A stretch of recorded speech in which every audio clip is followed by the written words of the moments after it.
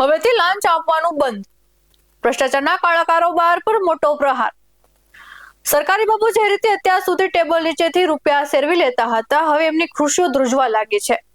એક એવો નિર્ણય જેણે આખા દેશની સરકારી વ્યવસ્થાને ઢંઢોળી દીધી છે. જો કોઈ લાંચ માગે તો સીધી ફરિયાદ કરો ને મેળો પૂરા 1 લાખ રૂપિયાનું ઇનામ. જી હા, સરકારી કચેરીઓમાં બેસીને પ્રજાના લોહીના પરસેવાના કમાણીના નાણાં ઓડકારનાર ભ્રષ્ટ બાબુઓની હવે ખેર નથી. સત્તાના નશામાં ચૂર અફસરો સામે આ એક ખુલ્લી જંગ છે. નમસ્કાર દર્શક મિત્રો, હું છું શ્રદ્ધા સાધુ અને તમે જોઈ રહ્યા છો BS9 TV ન્યૂઝ. આજના સમયમાં સામાન્ય માણસ જ્યારે પોતાના હકનું કામ કરાવવા કોઈ સરકારી ઓફિસમાં પગથિયા ચડે છે, ત્યારે તેને કાયદાના પાઠ ભણાવવામાં આવે છે, ફાઇલો અટકાવી દેવામાં આવે છે અને છેલ્લે એક જ રસ્તો બતાવવામાં આવે છે, લાંચ. પરંતુ તમિલનાડુમાં મુખ્યમંત્રી વિજય દ્વારા લેવાયેલી એક મોટો ઐતિહાસિક નિર્ણય અત્યારે દેશભરમાં ચર્ચાનો વિષય બન્યો છે. સરકારે ભ્રષ્ટાચારને જડમૂળથી ઉખાડવા માટે માત્ર કાગળ પર નિયમો નથી બનાવ્યા, પરંતુ સીધો જનતાને પાવર આપી દીધો છે અને સાથે ટોલ ફ્રી હેલ્પલાઇન નંબર પણ જાહેર કરી દીધો છે. આપણા દેશમાં સરકારી બાબુઓ એટલે જાણે કોઈ રાજા રજવાડાના વંશજ.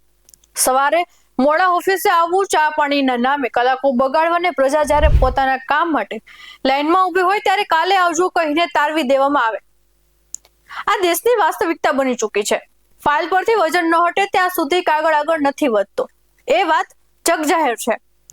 તમિલનાડુ સરકારે લીધેલા નિર્ણય એવા જ લાલચુ અને ભ્રષ્ટ બાબુઓના ગાલ પર તમાચો છે, જે પગાર તો સરકારનો લે છે અને સેવા પોતાના તિજોરીની કરે છે.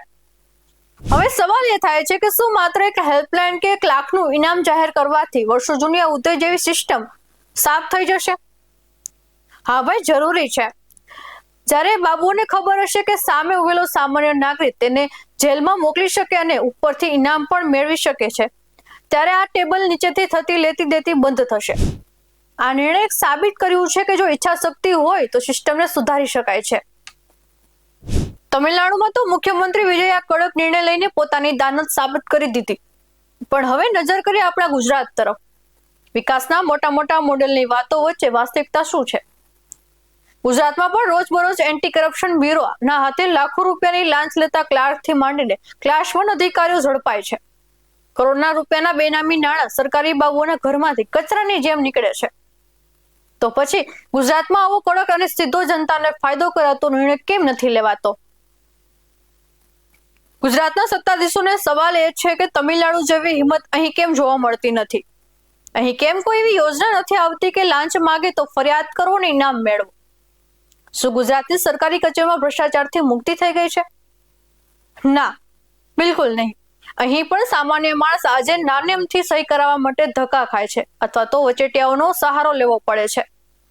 જો તમિલનાડુ સરકાર ટોલ ફ્રી નંબર જાહેર કરીને વહીવટ પારદર્શક બનાવી શકતી હોય તો ગુજરાત આ બાબતમાં પાછળ કેમ? વાસ્તવિકતા એ છે કે જ્યાં સુધી જનતા જાગૃત નહીં થાય અને સરકારો આવા કડક પગલાં નહીં ભરે, ત્યાં સુધી સરકારી બાબુ પ્રજાને લૂંટતા રહેશે. તમિલનાડુનો નિર્ણય એક ઉદાહરણ છે અને એક પથદર્શક છે. હવે જોવાનું એ રહેશે કે આ નિર્ણયથી ભ્રષ્ટાચારના અંધારા સામ્રાજ્યનો અંત આવે છે કે નહીં, અને ગુજરાત સહિતના અન્ય રાજ્યો આમાંથી કોઈ બોધપાઠ લે છે કે પછી પોતાના બાબુઓને છાવરવાનું ચાલુ રાખે છે.